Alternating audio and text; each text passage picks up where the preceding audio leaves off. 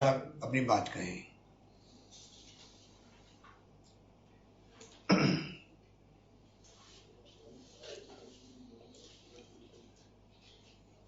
उदयपुर कटारिया साहब, गुलाब चंद जी।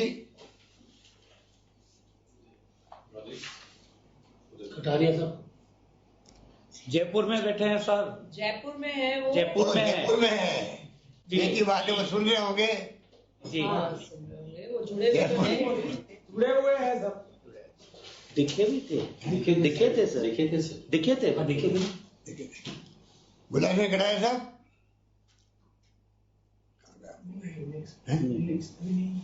क्या हो गया, किसको बुलाया फिर?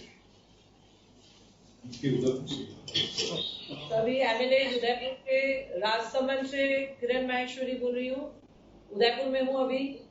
आप रहे तो बता दें। गुलाब जी साहब आ ही रहे, शायद जुड़ रहे हैं, नहीं तो हम लोग बोले तो एमपी उदयपुर है। एमपी साहब अर्जुनलाल मीणा साहब सांसद। नमस्कार साहब। आवाज मेरी जा रही क्या? अब आइए। हाँ, मुख्यमंत्री जी आपका बहुत बहुत सबकी तरफ से बहुत बहुत धन्यवाद कि आज आपने आवाज आई है।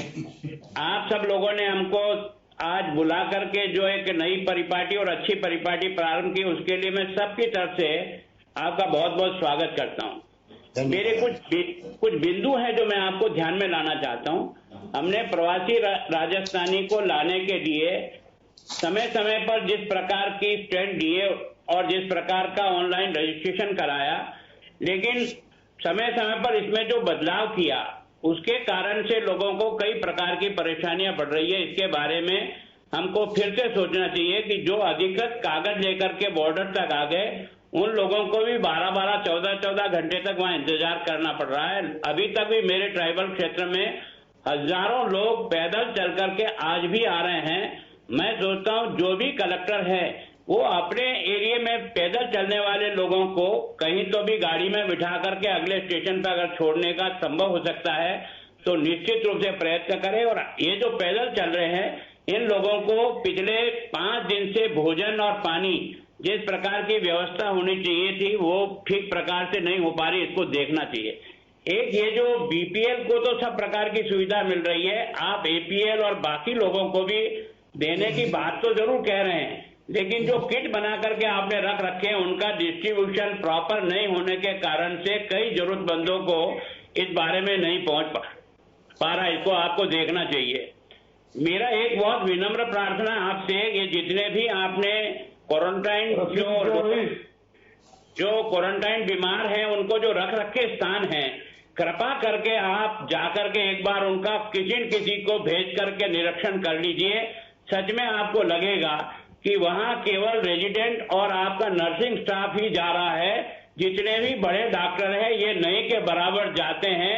उनकी जो सुविधा है समय पर भोजन, चाय और वो भी प्रॉपर नहीं। या तो आप हमको भी थोड़ा सा इजाजत दें ताकि हम आपके उन सारे हॉस्पिटल जहां कोरोना के अधिकृत मरीज रखे हुए हैं वहां की पोजीशन कैसी है, न तो आप जा पाए न मैं जा पाया। सच में वहां से जो लोगों का कभी कभी फोन आता है वो बहुत ज्यादा खुश करने वाला नहीं है। इस पर आपका ध्यान जो है वो केंद्रित करना चाहिए।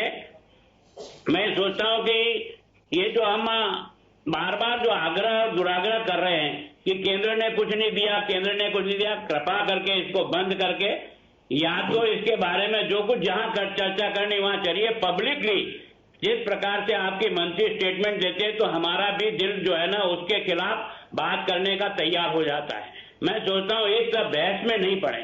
हमने राजस्थान की विधानसभा में सबने सर्वसम्मति से निर्णय किया था और आज भी मैं आपको मेरी पार्टी की तरफ से विश्वास दिलाता हूँ, कोरोना के जंग में हम पार्टी को नहीं लाना चाहते बिल्कुल भी, लेकिन कृपा करके हर व्यक्ति दिल्ली ने कुछ नहीं दिया, दिल्ली ने कुछ नहीं दिया, ये बार बार गिनती कराने से तो फिर हमको भी जवाब देना पड़ता है जो हम कभी कभी देते हैं। मैं आपसे और सबसे जो जनप्रतिनिधि बैठे क्षमा चाहता हूँ, लेकिन मैं जरूर कहता हूं कि राजनीतिक दाव पेच नहीं खेलना चाहिए। हमारा एमएलए का जो पैसा गया 60 लाख रुपया सामान बांटने का, उसको आपका अधिकारी कहता है आप तो छोड़ जाओ तो हम बांट देंगे, और आपके पार्टी का कोई एमएलए गया तो वो अपना नाम छाप और वो लगा करके जब बांटने जाता है तो दोनों के बीच में टकराव आता है। मैंने आपको पत्र भी लिखा था इस बारे में।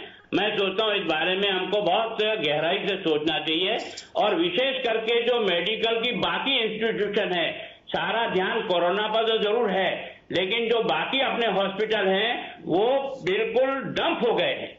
आज सामान्य बीमार को किसी भी प्रकार का जो इलाज चाहिए वो भटकता फिरता है। उसके बारे में चाहे वो गांव की पीएचसी और सीएचसी हो, उसको जाकर के भी देखने का प्रयत्न करें तो आपको लगेगा कि निश्चित रूप से इसको सुधारने के लिए पूरी गुंजाइश है, सुधारना चाहिए।